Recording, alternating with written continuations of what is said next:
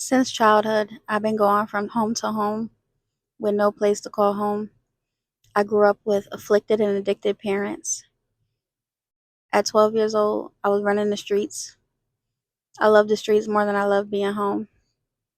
I was drinking and smoking, and I thought the people that I could call friends was my friends. God shielded me and protected me from doing any hard drugs.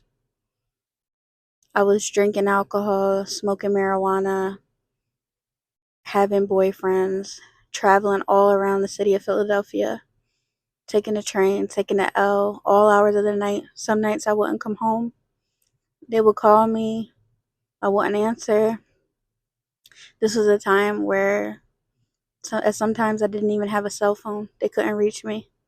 They had to be in the street searching for me. I still remember the sound of my stepdad's whistle when he would whistle down the block for me to come home. Everybody knew it was past my curfew. And some nights I would run. I wouldn't want to return home. Going through that, I was truant from school. I skipped a lot of school. I got in trouble for truancy. DHS became involved in my situation. I missed more than 80 school days in my 8th grade year. And I had to go to court. And I didn't care about the consequences. They told me that they would send me away to a placement to a juvenile detention center. And I welcomed the idea. I was ready to get out the streets. And I wasn't afraid of anything.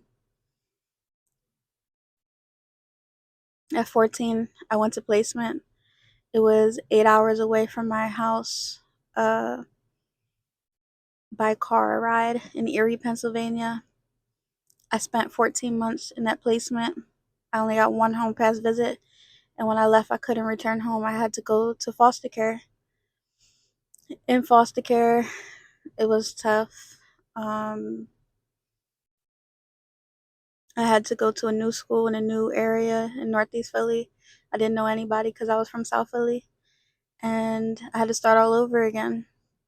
Some of my credits didn't transfer, so I was supposed to be in 10th grade, but they put me in ninth, so I had to start all over again. And I had to make all new friends and start over. I'm very used to starting over. All throughout my childhood, I would go from house to house, from place to place.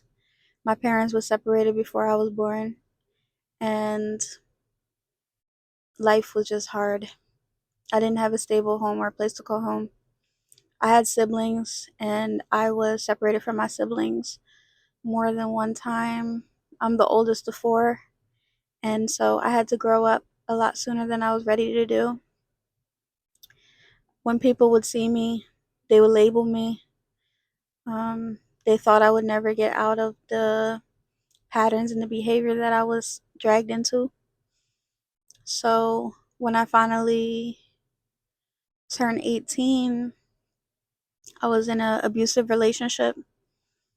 Um, he used to take my bus fare so that I couldn't get to school, and he stole my laptop and supplies and sold it for money. I had to drop out of college, and I was stuck, abandoned, bruised, broken nose, violence, street life. I was with a drug dealer, and that was what I knew. I almost lost my life until one night I came home running blocks down South Philly, down Fifth Street with no shoes on. I was running for my life because he almost killed me. He tried to kill me. And at that point, I knew I had to get away from him. He spent the next year or two in jail because after so many times of taking him to court and not pressing charges, the state pressed charges on him and kept him away. And that's what I needed at that time. I needed a fresh start. So I knew that college wasn't going to be the path for me because I needed something quick.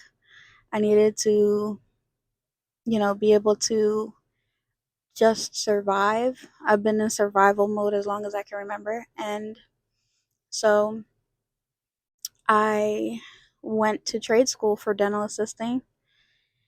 And then that's when people started to see that I was making positive changes. When they see me, they didn't recognize me. They were in awe of the accomplishments that I had and all of the good that I was doing in the past that I was going. They were impressed because I wasn't the same person that they used to see all those years ago. I had a lot of labels on me that I had to try to escape from, and I was always proving somebody, you know, I was always proving to other people that I wasn't the same person and that wasn't the person that I wanted to be. But I felt like I was pulled into that life and I just didn't have a choice. But the reality is that we all have a choice. We all have a choice of how we're going to live our lives. And once I made that realization, I realized I'm in control.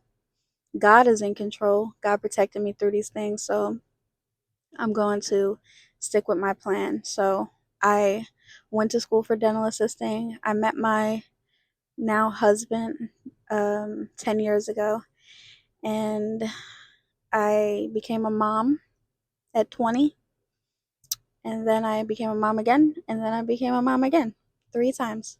So I'm now a mama of 3. I'm a certified dental assistant.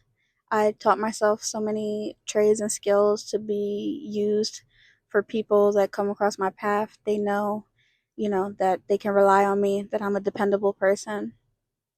And most importantly, it was my resilience and the survival mode that was instilled in me at such a young age that keeps me going.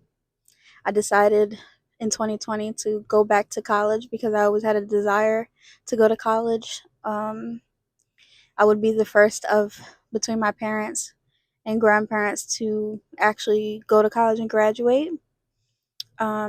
And if I stay on track by the end of this year, I will be getting my associate's degree at Delaware County Community College.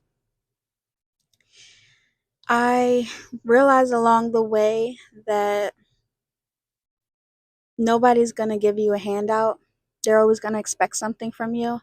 So, whatever you choose to do, be very good at it. Be someone reliable, someone that is valuable, and nobody can take that value away from you.